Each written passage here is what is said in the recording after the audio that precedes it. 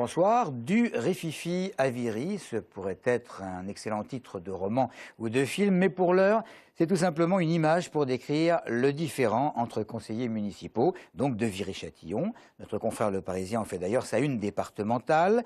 Il faut dire que les conseillers en question appartiennent au même parti de gauche. L'un d'eux dénonce des pratiques illégales de gestion concernant la régie de quartier et d'évoquer quelques centaines d'euros mensuels versés au président de l'association indûment, selon son détracteur, et de s'étonner de l'embauche du fils de la maire. Côté mairie, on s'étonne de tout ce remue-ménage de la part d'une personne venant, je cite, d'intégrer le conseil municipal. Et côté parquet d'Evry, alerté par l'opposition, eh bien on réclame de la transparence à suivre. 24 000 nouvelles suppressions de postes dans les armées d'ici à 2019, c'est presque 10% des effectifs. C'est hier que le fameux livre blanc de la défense et de la sécurité nationale a été remis à l'Élysée. Cela dit, le budget des armées semble préservé, nouvelle menace oblige. Qu'en pense-t-on en Essonne? C'est pas très rassurant, je trouve. Quand on voit tout ce qui se passe, qu'on envoie souvent les militaires français dans d'autres pays, on a besoin d'eux quand même. Je pense que c'est vraiment une bonne chose de diminuer l'effectif. Si, financièrement, oui. Je suis pas trop d'accord, surtout qu'on a une guerre au Mali, donc je me demande comment ça va se passer, quoi. La suppression de postes, donc ça va être recherche de nouveau travail. Comme je sais pas du tout comment ça va se passer, parce que pour l'instant c'est le flou total. Mon frère il est sergent-chef à la Infanterie de Marine à Angoulême. C'est vrai que j'ai plus de nouvelles et tout ça, mais lui je crois qu'il est vachement à toucher là-dessus aussi. Donc il a peur aussi de perdre son poste et tout ça. Pour la sécurité, moi je trouve pas normal. Il faut qu'il y ait plus de militaires pour la sécurité du pays. Oui. Ben moi ça m'inspire plus par rapport au chômage. Si elle a baissé son effectif, c'est-à-dire qu'il y aura moins de personnes qui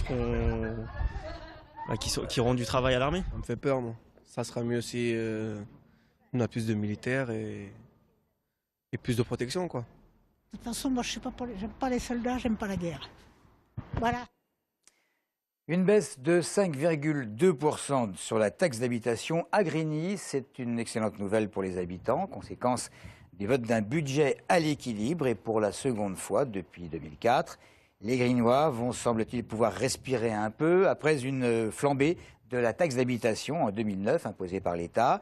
En raison du déficit important de la ville, l'opposition pointe un effet d'annonce. Le maire, Philippe Rio, assure ne pas être dans une démarche électoraliste. La baisse des impôts à cet instant précis, je trouve que c'est déraisonnable dans le sens que ça ne permet pas de continuer cet assainissement qui nous permettrait justement de recourir à l'autofinancement et non aux investissements pour faire l'entretien du patrimoine. Voilà. Le retour à l'équilibre comptable et budgétaire de la commune permet effectivement de continuer le rattrapage après des années de disette, le rattrapage en matière d'équipement public, et puis préparer au mieux l'évolution du rythme scolaire, puisque chacun le sait que la ville la plus jeune de l'Essonne sera confrontée de plein fouet à l'évolution des rythmes scolaires à la rentrée septembre 2014. Et d'ailleurs, l'an prochain, Grigny accueillera 88 élèves de moins de 3 ans, ce qui nécessite évidemment du personnel qualifié et du matériel nouveau.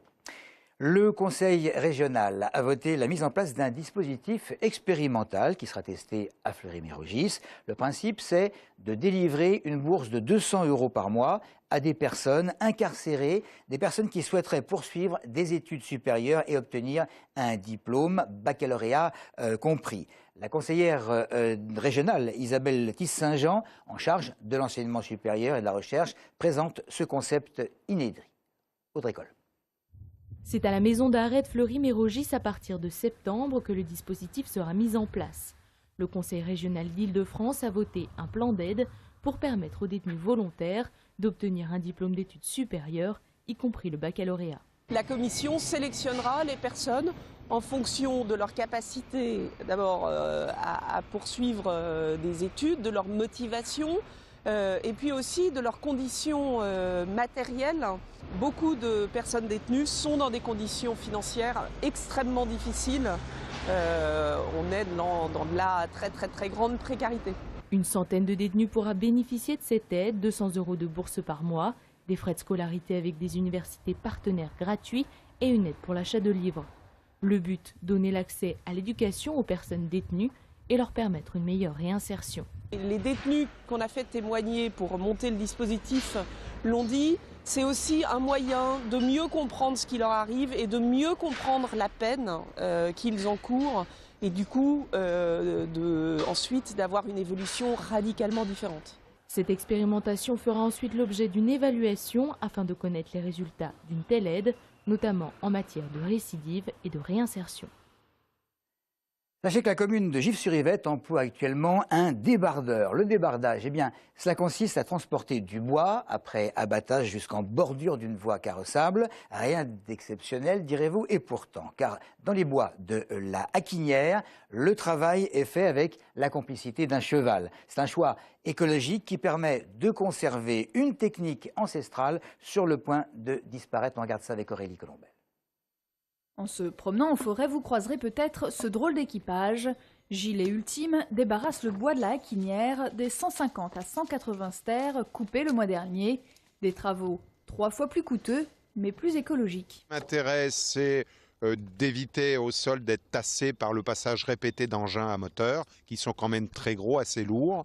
Hein. Et puis la densité des peuplements aussi. Vous pouvez voir que les arbres sont proches les uns des autres, que l'emprise de l'exploitation forestière est très courte et très peu large. Et un cheval, eh ben, c'est tout à fait adapté. En France, il n'existe plus qu'une quinzaine de sociétés qui utilisent la traction animale pour le débardage. Gilles est le seul de la région. Il sera encore sur site une dizaine de jours pour rassembler le bois. Le temps aussi de faire découvrir son métier aux écoliers. C'est des chevaux qui sont dressés, déjà il faut les habituer parce que c'est quand même des conditions de travail pour eux qui sont assez difficiles. Donc il faut les habituer, qu'ils se sentent bien en sécurité. Et puis après il y a un dressage, oui, un menage spécial. Parce qu'on mène au cordeau, on n'a qu'un seul cordeau, là vous voyez, au lieu d'avoir deux rênes comme normalement pour mener des chevaux. Le déboisement permettra d'améliorer le peuplement et de sécuriser les chemins. Quant aux stères de bois, ils seront mis en vente à la dizaine pour les habitants de Gif. Renseignements auprès de la maison forestière.